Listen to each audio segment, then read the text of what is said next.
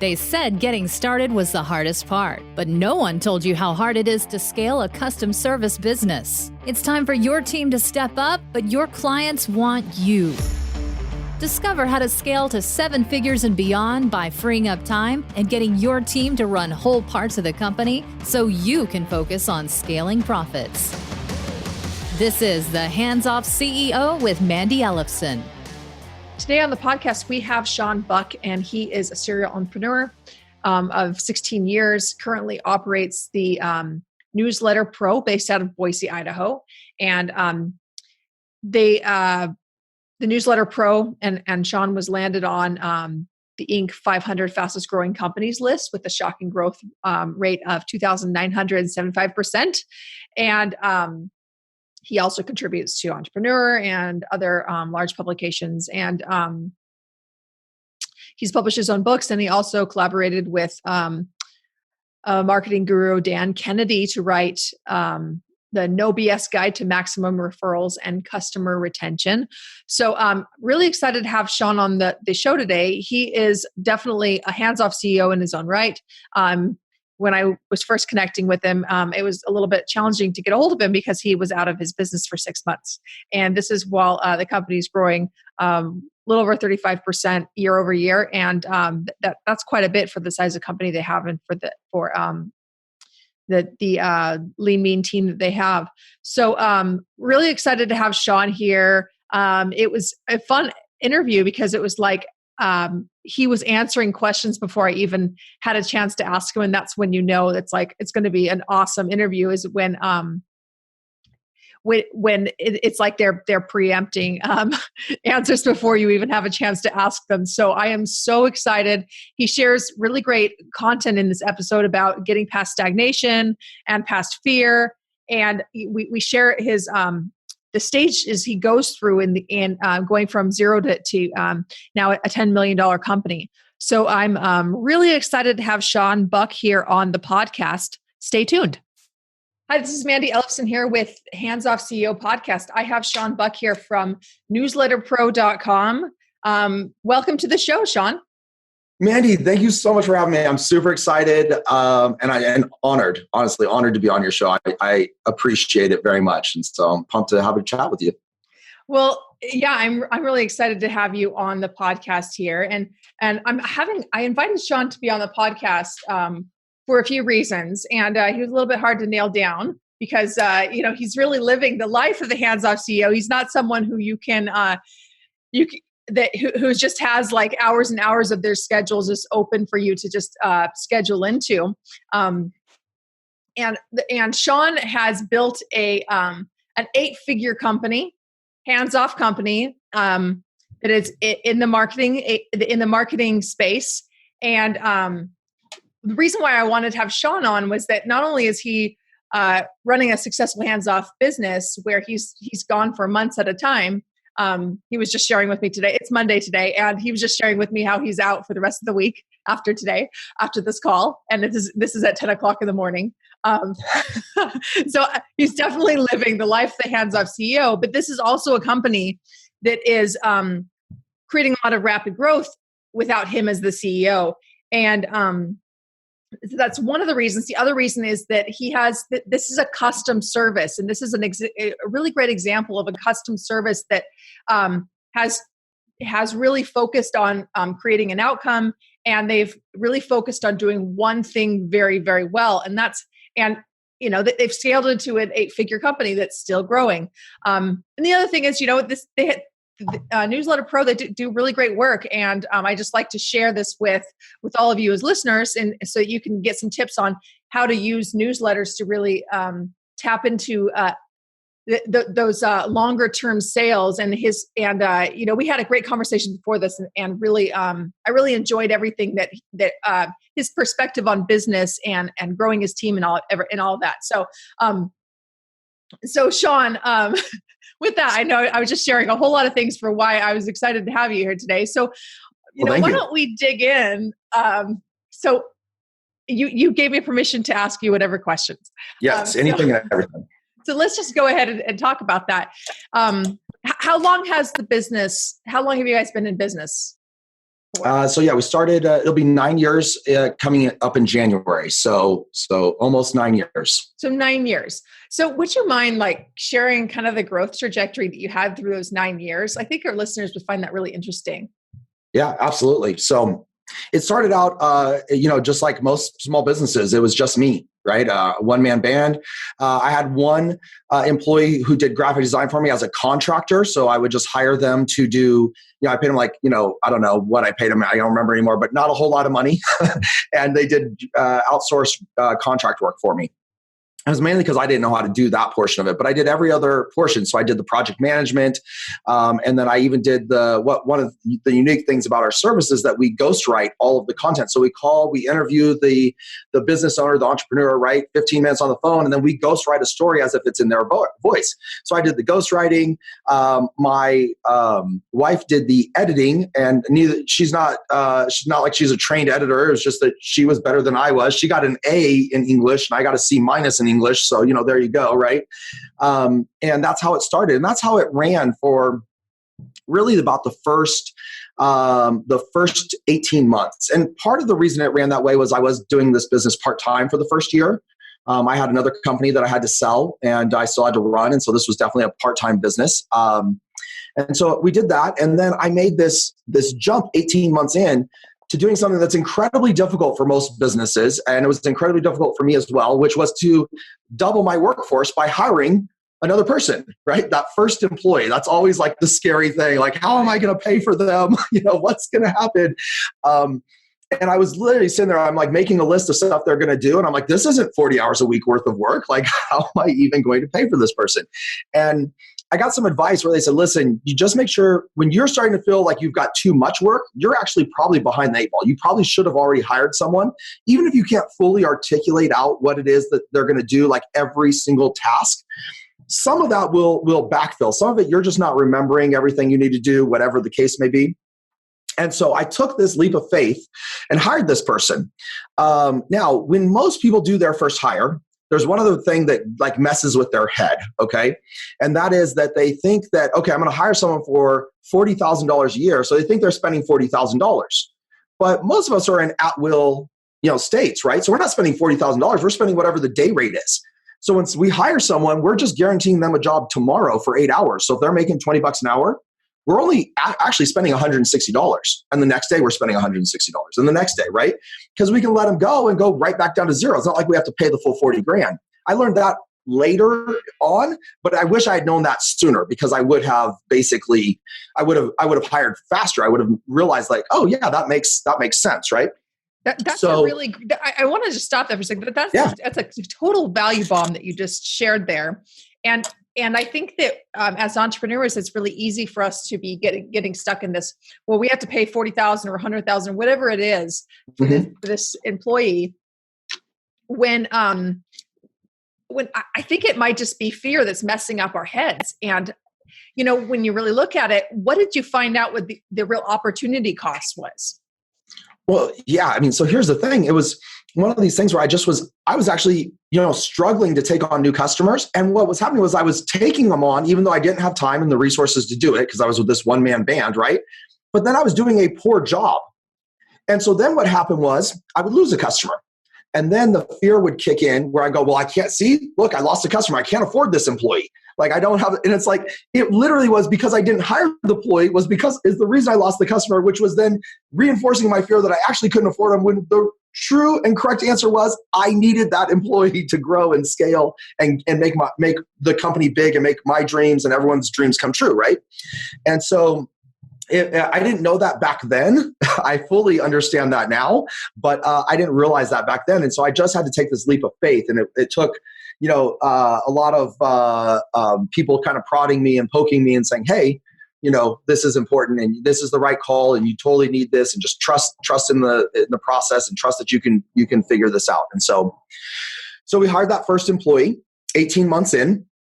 And then you actually made a point in the very beginning where you said, we do one thing and we do it really, really well. And that is correct. We do one thing, we do it really well. And it's branched off a hair a little bit now, but not a ton, right? It's really this one core product. And in the beginning though, we had 3 products. We didn't have one. And I sat there and I realized like this was insanity. Okay. So this is, again, some of your listeners right now are going to be in this spot in their business. What's happened is they've gotten used to taking anything and everything that walks through the front door, right? So anything and everything's coming in the front door. But the problem with that is now they've got to figure out new systems, new processes, new ways of doing things. And the first time you do something, it's the hardest time you're going to do that thing, typically speaking. But then if they want to sell more of that, they've got to figure out, how do I sell this product, right? How do I sell that product? And so for me, I had 3 different products. I had newsletters, I had a new mover campaign, and I had a birthday mailer campaign. Well, that means I needed to have 3 sets of landing pages. I needed to have 3 sets of sales copy. I needed to have 3 shock and awe packages. I needed 3 books. I needed 3 of everything. I was like Noah plus 1, right? So anyhow, I needed all these things, but I didn't have money to pay people to do them. I didn't have the time to create all of that stuff myself. That takes time, right? And so I'm looking at this. I'm like, at that point, we're doing about $30,000 a month in sales. So 18 months in, we're doing about 30 grand a month in sales. Okay. And, not shabby, especially for part-time for the first year, but not lighting it on fire by any extent of the imagination. So I said, here's what I'm going to do. I did a whole analysis of all the products. Like I went deep because I'm analytical that way. And I said like, okay, let me look at all the products. And I decided on newsletters. And the reason I decided on newsletters was because it was the most difficult product and it was the one that had the smallest profit margin. So I was like, that is the one to go after, right? No, I'm just kidding. That is actually true, but that is not the reason I decided on it. It was, of the 3 products, it had the smallest profit margin of the 3, and it was the most difficult. Now, I actually think it being the most difficult is actually a benefit to us. Because so many people will try this on their own and can't do it. I mean, it's so hard to do it right. Anyone can do a crappy one, right? That's easy to do.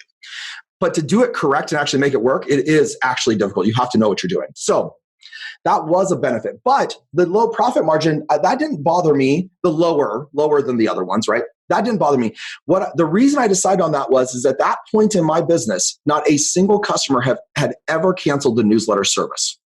18 months in, no one had ever canceled. I didn't have like hundreds of customers or anything. I had like a dozen, or 20 customers, right? That's a big enough sample size. It was a big enough sample size. And here's something I've learned a long time ago.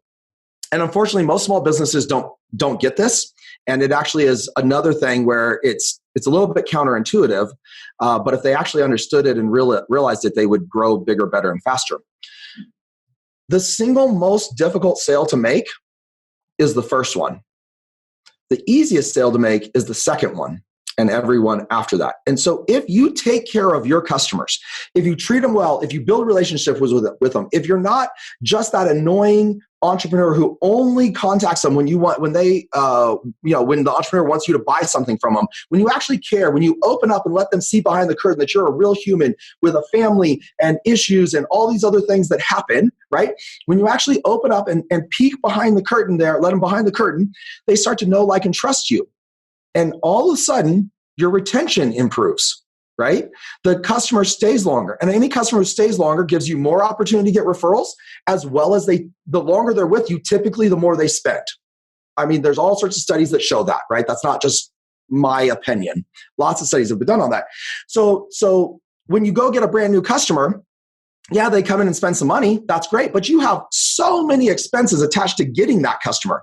What about all the leads you generated that didn't convert to customers? Well, that has to come out of, that expense has to be paid somewhere, right? So the goal really should be to generate new. We all need new business.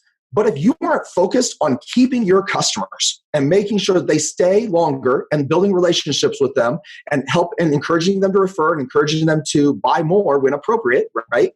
If you're not doing that, you're just leaving massive amounts of money on the table. And so to give you an example, the average marketing company, their clients stay with them for about 18 months. So if you're a marketing agency out there right now, and your clients are staying with you for a little less or a little more than that, you can determine how well you're doing based off of the 18-month number. My average customer stays with us for nearly 4 years. So a big difference is because we invest in them. We're over 2 times what the average is for our industry. It's because we invest in them. We give them a great product.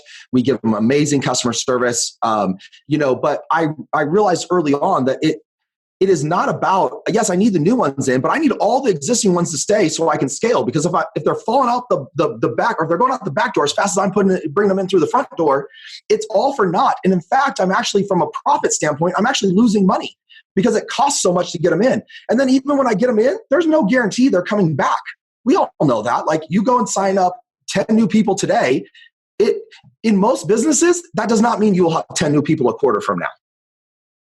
So focused on the customer experience, the relationship. And so September of that year, so that would have been 2012. We then is when I stopped doing any other marketing for all our other products. It doesn't mean if someone called in, I sold them, right? We didn't stop delivering on everything we'd already sold. I just stopped going after new, and I only went after new customers for newsletters, right? That was all I focused on. And we were doing probably about 40 grand a month in September. Okay. And then by the end of the year, we were at a run rate of $1 million. So we were doing over $84,000 a month in December. And that was primarily from switching from we're going after these three to just going after one. It was almost exclusively that, because what happened was I could put all my time and attention on this, and I was actually able to create marketing and then tweak the marketing when it didn't work, and then try it again, and all these things kind of just fell in place. And then finally, I had marketing that actually worked. And I was like, "Whoa, hot damn! This is this is much nicer when it works." So I want to reinforce something you just said here for the listeners, because this is pure gold. You more than doubled your company in a matter of 2 months, because you went and you focused on one thing and you dropped all the other things. Mm-hmm. Yep. And I wrote a book about it called The One Thing. So, well, you know what I think is even more interesting is that you now have an 8-figure company that's growing. I think you said it was it's 34% year over year. Did I get that right? Yeah. We're going to be 35% year over year this year. Yeah. Yeah. So, that's a pretty considerable amount of growth, considering especially you can leave for months at a time. Yep. But, what I think is interesting is that you're still doing that. You're still focusing on one thing, even at 8 figures. And I think that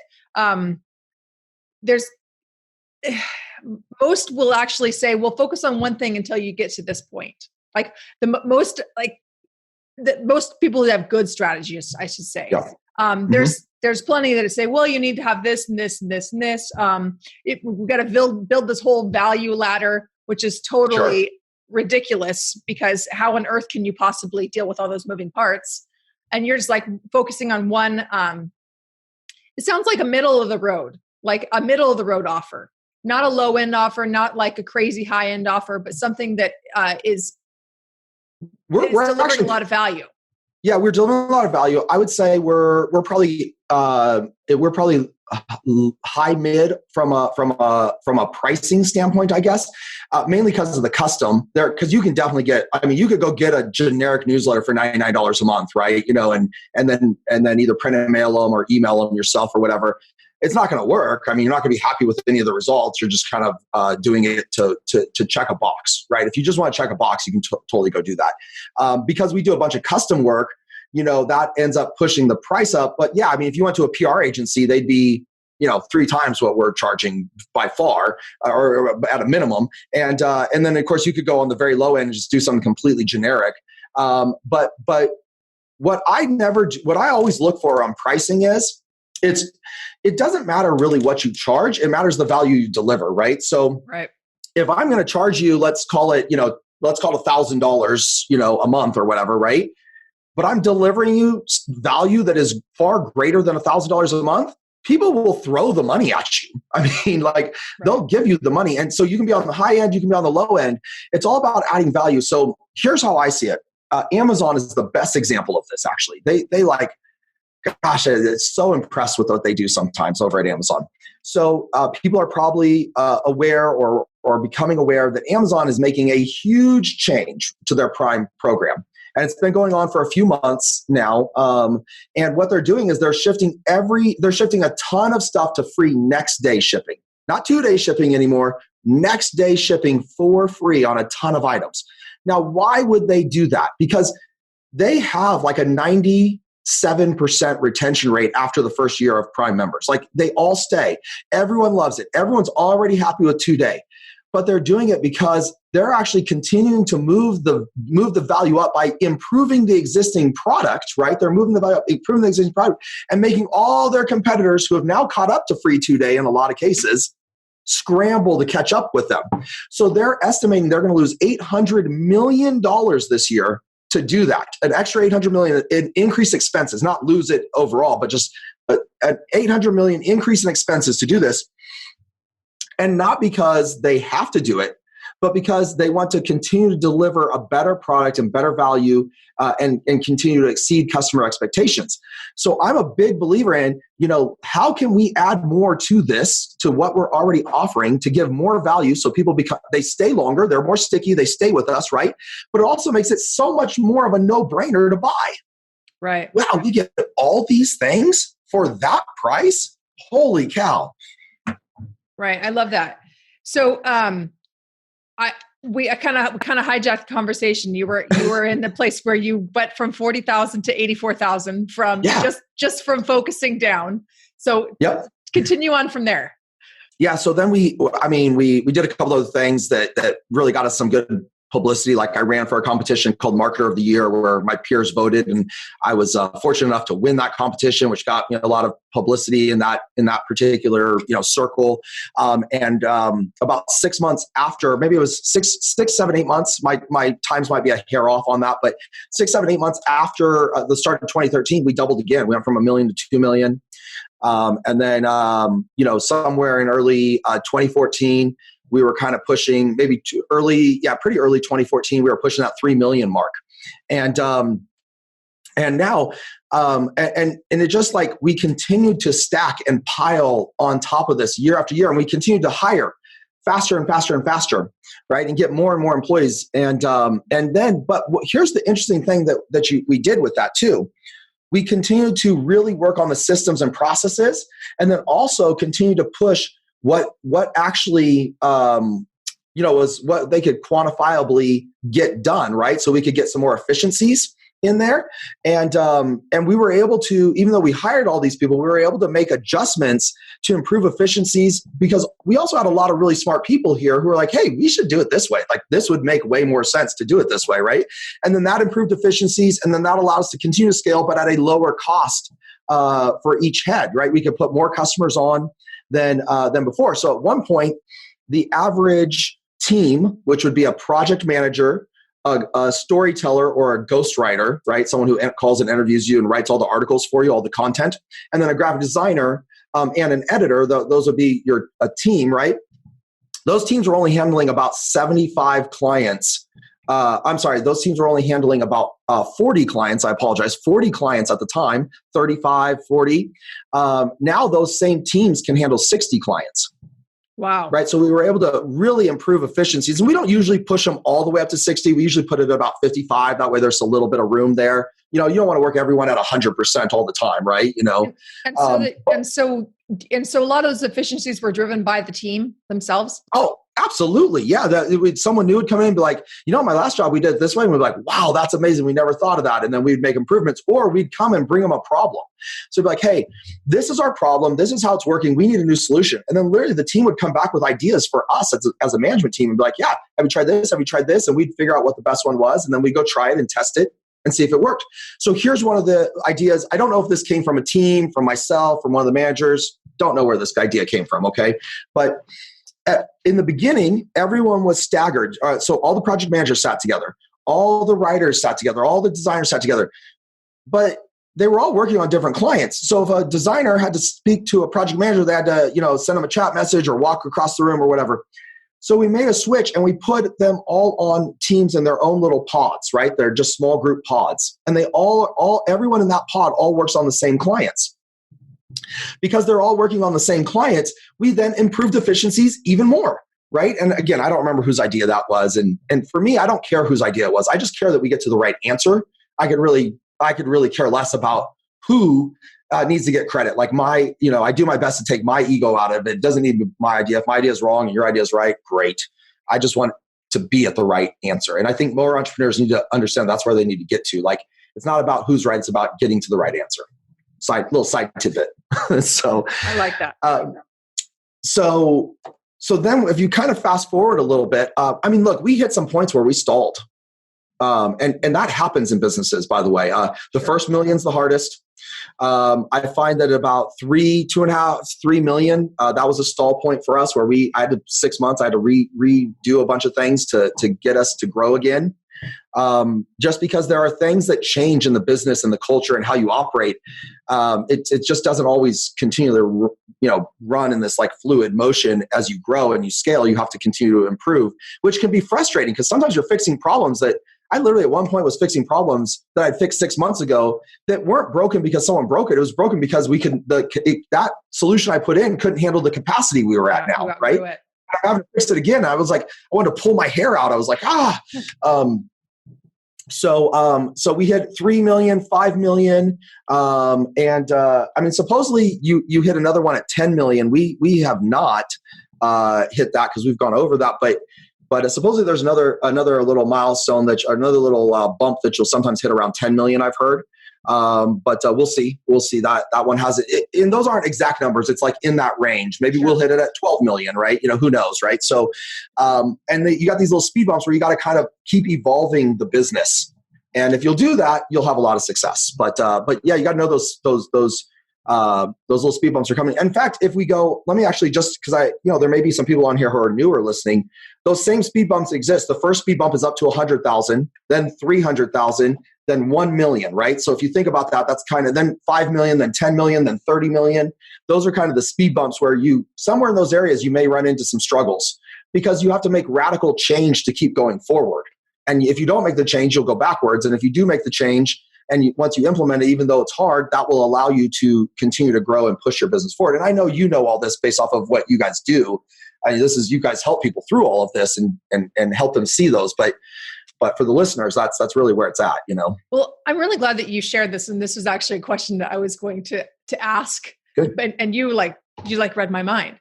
Perfect. So I love this. But I wanted to ask you, what did you find the most difficult stage to get past? The 3 million stage just kicked my ass, man. That took me like a year to fix that. Like we were just stagnant for almost 12 months and it was so brutal as an entrepreneur. And I love growth. I love it. That's what I thrive under is growth. Okay. And so when we were stagnant for a year, I struggled through that. And it was just, what happened was I had to upgrade my management team, but I was so loyal to those managers because they had been with me and helped me and had me get there. But they just didn't have the skill set to help us go to the next level. And so I had no choice but to upgrade the management team. And luckily we came to like mutual, agreement that it was time to, we were time to go and they needed to part ways and stuff. But yeah, that was the hardest one. And the reason it was the hardest is because I took too long to upgrade the management team. That's why it took a year. It took me 6 months or more before I even realized I realized, but it took me 6 months before I could basically have the cojones to tell my managers, like, you're not cutting it and I need you to go despite you being amazing and loyal to me for the last couple of years. Right. So, because I'm a very loyal person. So then if I'm understanding this correctly, at this stage, one of the biggest challenges was first just understanding what the real problem is and actually just admitting that to yourself. And then the other part is just like really making a decision that that's what you're going to do and it's the right thing for the business. Yeah. I've learned that, at least for me, I have to, it almost has to be like a, the needs of the many outweigh the needs of the few. What is that? Like, I think a Spock reference or something, a Star Trek reference. I don't know, but maybe not. Maybe that's just where I first heard it. Who knows? Anyhow, I'm a big believer that, like, unfortunately in business, sometimes that's the case. And actually that is the case for the entrepreneur too. I recently had to make a large personal sacrifice, but I had to do it because the needs of the business and the 75 plus families that I've got here outweighed that personal sacrifice that I had to make. And like I said, it's not like I was solely made for the business, but I made this decision to go forward because I knew that would protect everybody here, right? And so you just, whether it's your management team or it's yourself, and if you're not willing to make those sacrifices or make those hard decisions, or you just get to a point where it's you're not willing to continue to grow, then you're actually just doing everybody that works there in your whole company a disservice by still owning it. You should sell it, or you should tell everyone you're not going to grow, and you should stop beating yourself up for not growing, right? Just own that you want a lifestyle business or whatever it is, right? But yeah, you've got to make those choices that are in the best interest of everybody there. And you got to think of a business as its own person. It's an entity. And so you have to make the decisions in what's the best interest for the entity, because the entity is what puts food on your table and your employees' table, and what helps your customers, and what helps all the vendors in town that you work with, and so on and so forth. So, right. So a lot of our listeners are right around the $1 million mark, and that is cool. And also scaling up to that point. You'd mentioned, that getting up to the 100,000. I personally think is actually the hardest part of the business journey. It probably wasn't as hard for you because this was your second business, so you had already kind of worked that out. A lot of the mindset issues. It was my ninth. Yeah. Your ninth, yeah. So you were able to get past that very quickly because a lot of that's mindset, and we work with people beyond that level too. But that's quite a difficult time. And it is. But a lot of listeners also are at that around that getting up to 300,000. I see like it's been around between like 225 to 300 mark where they're really stuck in the center of that. And you had owned 9 other companies. So these are some of the things that you probably got to $1 million a lot simpler because those are the factors you'd already figured out. So what was the largest company though that you had owned before this? Oh, before this, it was like $1 million. So yeah, it wasn't like I was owning scaling huge companies or anything. So all of them the problem was those businesses they were franchises mainly. A lot of them were franchises, and that was the cap. It was as high as we could get for the territory I owned or whatever the case may be. A few of them were my own businesses. But they weren't, again, they were more made to be like local service businesses and a little more mom and pop. Because that's what I thought. I thought in the beginning, what I really wanted was this lifestyle business that I could make $150,000 a year on and just, coast through life. For me, and actually the reason I thought that was actually not because I thought I actually wanted it. The reason I thought that is because I wasn't having the success I thought I wanted to have. And so I could make myself feel better by telling myself I owned a lifestyle business and that all the challenges that I wasn't willing to face were okay. It was okay for me not to face them because this is a lifestyle business and that's what it's designed to be, right? And it just was not true. I just was either capped from a territory or I was lying to myself. And, it's never good when you lie to yourself. You should at least be honest with yourself. See, what I'm hearing is that there was a story that you were telling yourself that, I'm just going to stay small. I'm going to have this quote lifestyle business, but it was really because it was avoiding the fear of actually dealing with these bigger responsibilities, and you didn't know. And maybe I'm just kind of guessing here, but maybe you didn't know if you could actually handle those. Oh yeah, totally. Like there was definitely, fear drives so much of what we do as humans. And I'm way more aware of it, today than I was many years ago. But this fear of failure, and it's just like, it's crazy. It's crazy. Like who is good at anything the first time they do it? Like very few people, my 8-year-old was pretty darn good at golf the first time he did it, which is just not cool. But other than that, you know what I mean? Like it's, it's one of those things that very few, unless you just are naturally gifted in that area, very few of us are good at anything the first time we do it. And so we are going to fail, but it's not really failure. It's about lesson learning. And it's about calculating that risk. Like, so I see some people, what they do is because they're scared. So they're like, here's what we're doing. We're going to bet it all on red. You're like, what? No, that's not smart, right? Let's be calculated. Let's think through this. Let's think through, okay, what are the 2 or 3 most likely outcomes and what will we do to solve that? That's usually how I get through my fear if I'm scared of something. Okay. Well, one, I like to have a plan, but to start with the plan, I'm just asking myself, okay, what is it? What am I scared of that's going to happen? What's as bad as it's going to happen? Like, what do I think in my head? Now, is that actually reality Or am I just lying to myself here? Am I just blowing this out of proportion? Is it likely if I go spend this money over here or sign up for this service that my whole company will come to its knees and go out of business? No, that's unfounded, right? That's not a true fear. So then I start to say, okay, well, what is reality now? So then I actually look at it. What's most likely? Then I say, what's most likely going to happen, and what are maybe the two secondary outcomes? If it's not this most likely thing, what's the secondary negative outcome? What's the third negative outcome? Just the word was not coming into my brain there, but what was that outcome?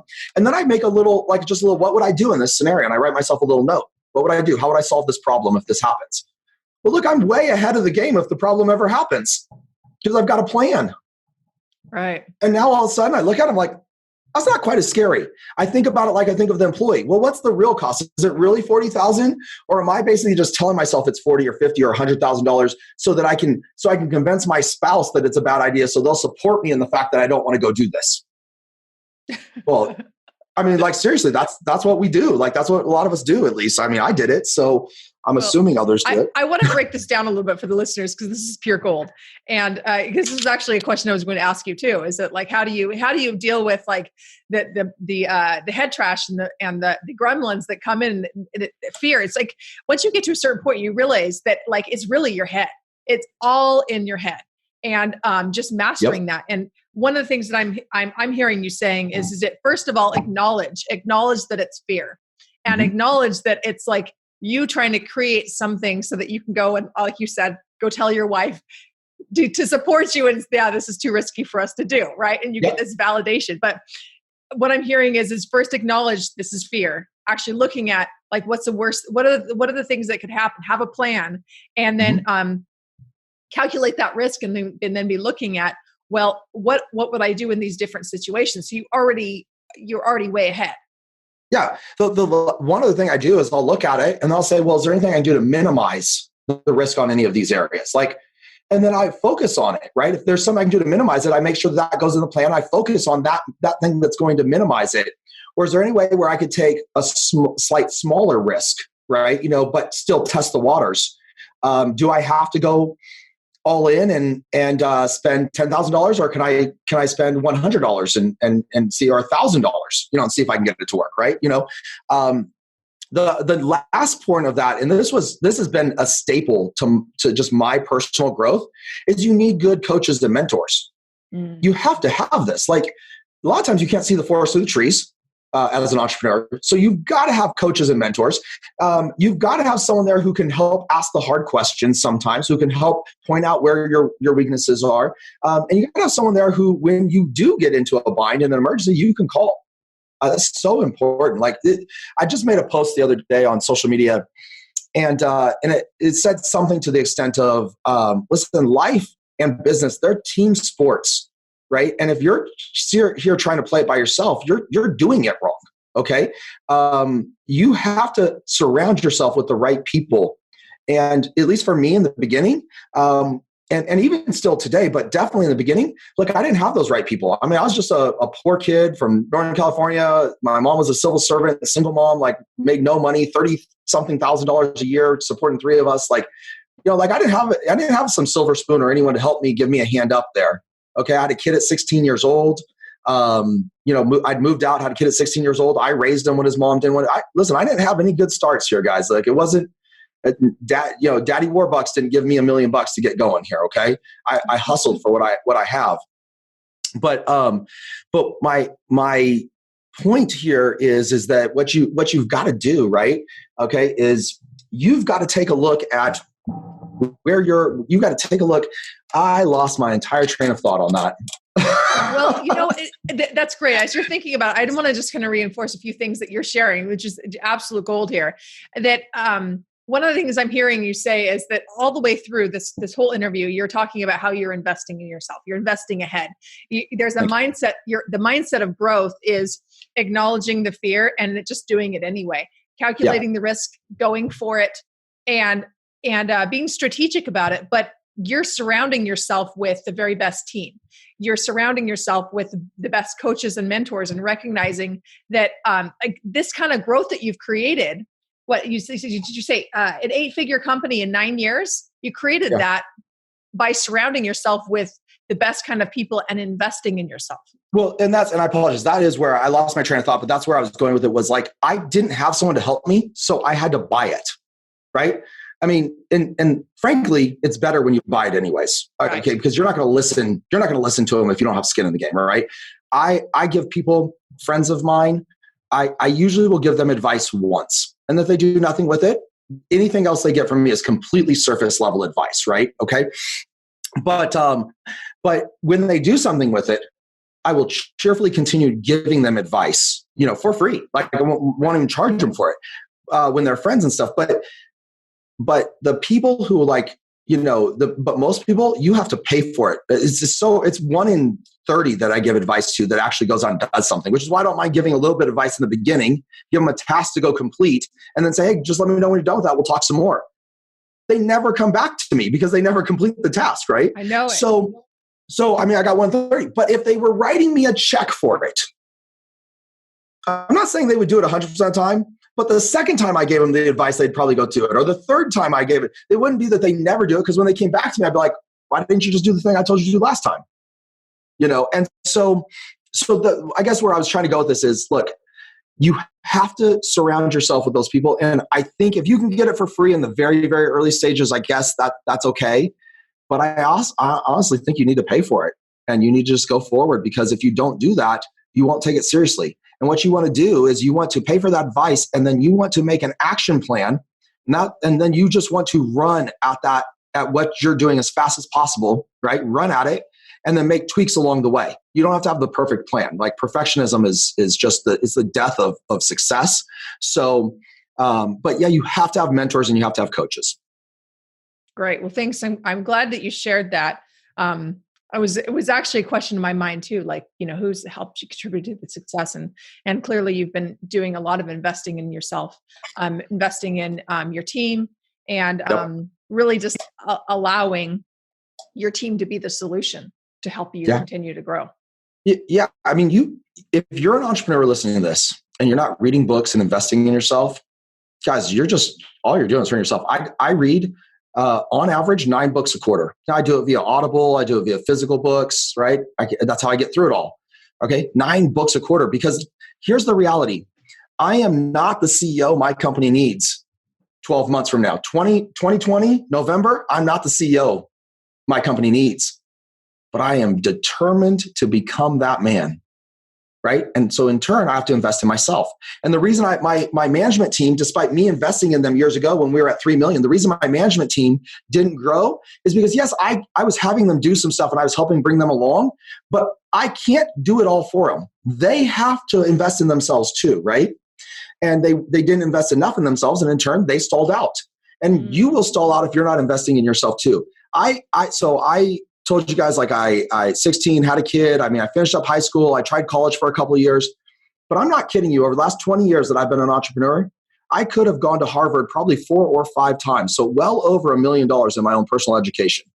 And again, that's spread out over a lot of years. And there are some years where maybe I spent $100,000 and some years I spent 0, right?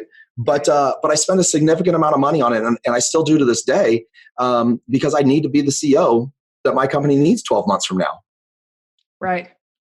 I love that. And there was a couple of things you mentioned in there. And first of all, you needing to invest in yourself to become the leader your company needs 18 months from now, but also that awareness around your team stalled out because they weren't developing themselves. So where do you find the balance between, like, you developing them and them having to take on the ownership of developing themselves? Yeah. I mean, I basically, I do a lot of it where I'm like, okay, I'm going to push you. I do it more now than I did previously, right? Because I can see it now where I couldn't see it. And I have a bigger budget today than I had when we were at 3 million, right? So I definitely push more, but frankly, I'm more of a, 60-40, 70-30, 70% of it, 60% of it's on them. I mean, I can't force you to grow. You have to want to grow on your own.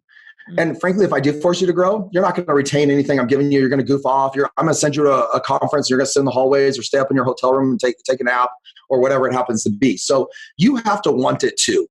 There's a bare minimum level of stuff I need people to understand and know. And so that's the stuff I push on them. And then I will encourage them to take other opportunities, sometimes where I help pay for it, sometimes where it's on their own. It just depends on what we're talking about. But they've got to want it.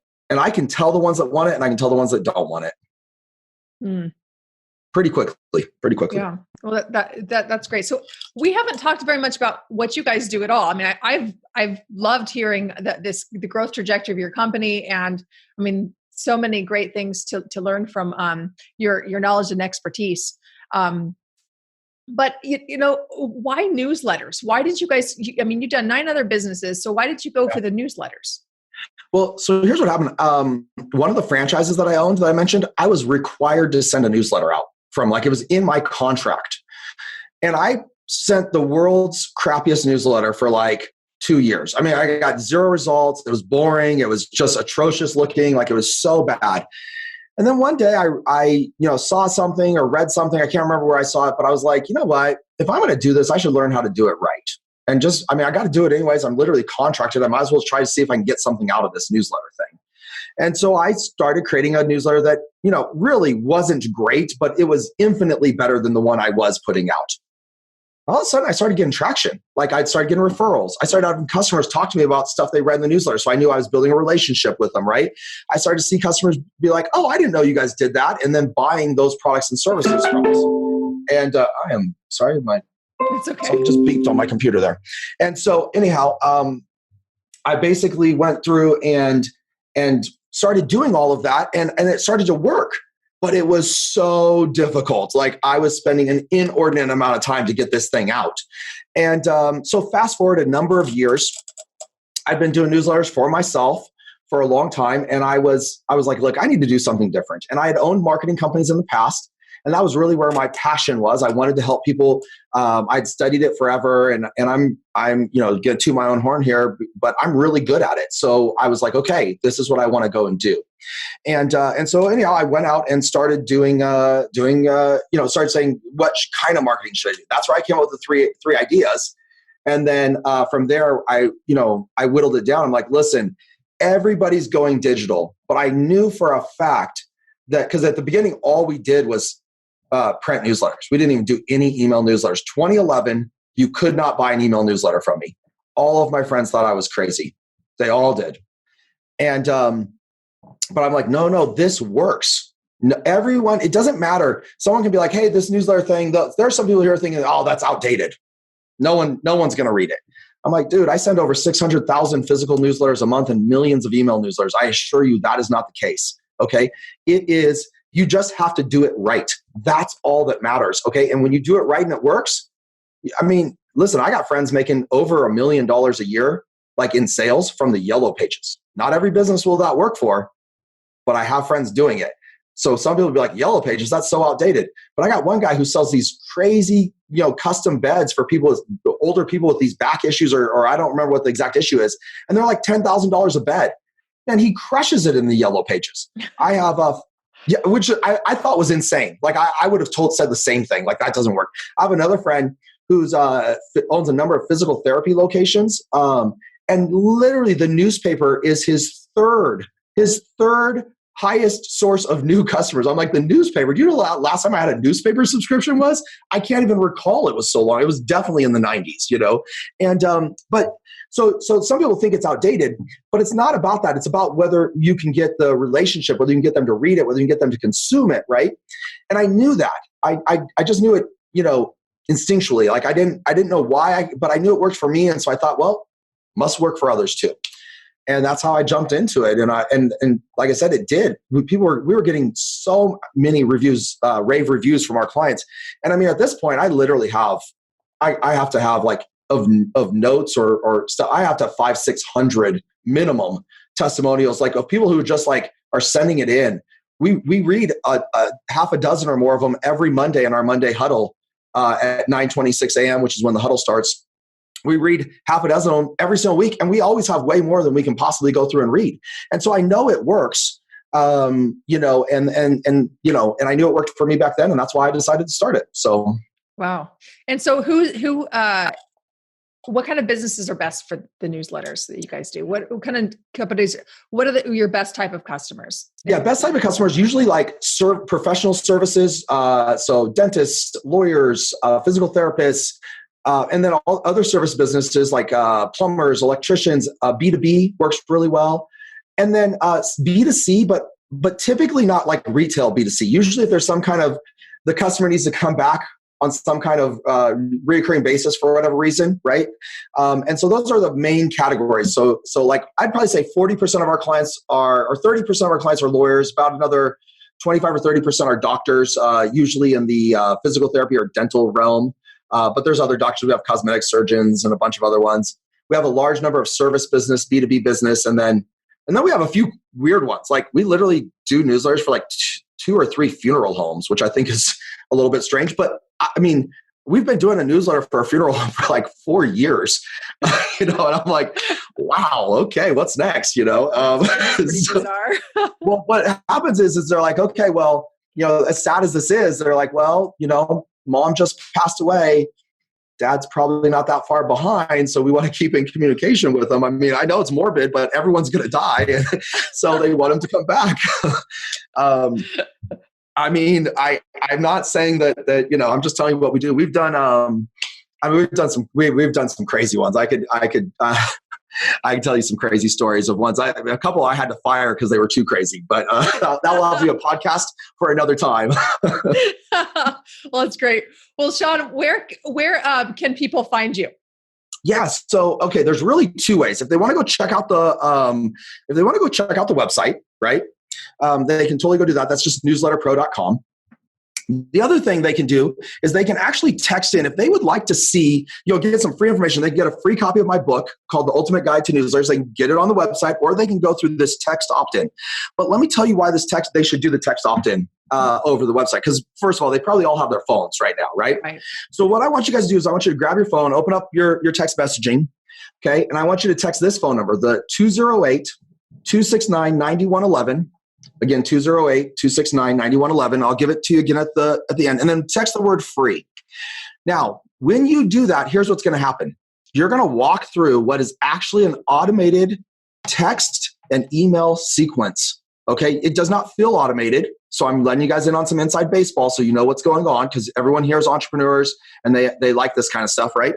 So you're going to walk through this automation and it's going to ask you questions, but it's going to be like, oh, Mandy, nice to meet you. Hey, let me know. We're happy to get you the book. Let me know, where should we send you this book? Because we're going to send a physical book out, right? We're not going to just give it to you like in a download, right? Where should we send you? And then we'll ask a couple qualifying questions in there, but it feels very natural. All of that information is literally being put into my CRM system automatically, right? It's going into my CRM system. And then the moment we get all the information from you, it will trigger the next day, a book will go in the mail to you, a physical book. Now, it's more than just the book. It's what's called a shock and awe package, okay? And so this package, I'm not gonna spoil it for you what's in it, but I'm telling you right now, it is way, way more than a book.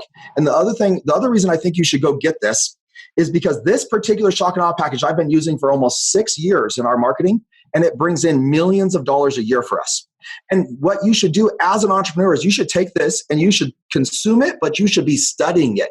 What is he doing here? Why am I spending you? Because we spend over $20 to ship you this book and we don't charge you anything for it, right? Assuming you have a real business, right? If you don't have a real business, we will send you a digital copy, okay? Just as an FYI. Like if you're like, oh, I'm just thinking about starting, we're like going to ship you a digital copy. We're going to send you a digital copy and we'll tell you that, but that's what's going to happen. But if you've got a real business, right, we'll spend over $20 to ship you this book. But I want you to study the marketing and every component that's in there because it's all in there for a reason, right? And those components have helped us generate, no joke, millions of dollars in new revenue every year. We will add, we are adding somewhere around, on a bad month, 300,000 to 500,000 in annual revenue every month, right? And this is one of our primary ways that we do it is with this book. And so I'm telling you right now, so many of you could take so much of this and then figure out how to do it for your own business, right? How can I replicate what Shaun's doing for my own business and have crazy, crazy success with it? And so even if you're not sure newsletters are right for you, and you have a real business, grab the book, because I think you're going to find the marketing lesson in it alone is worth dropping your info in there, right? Absolutely. So what's the number again, Shaun?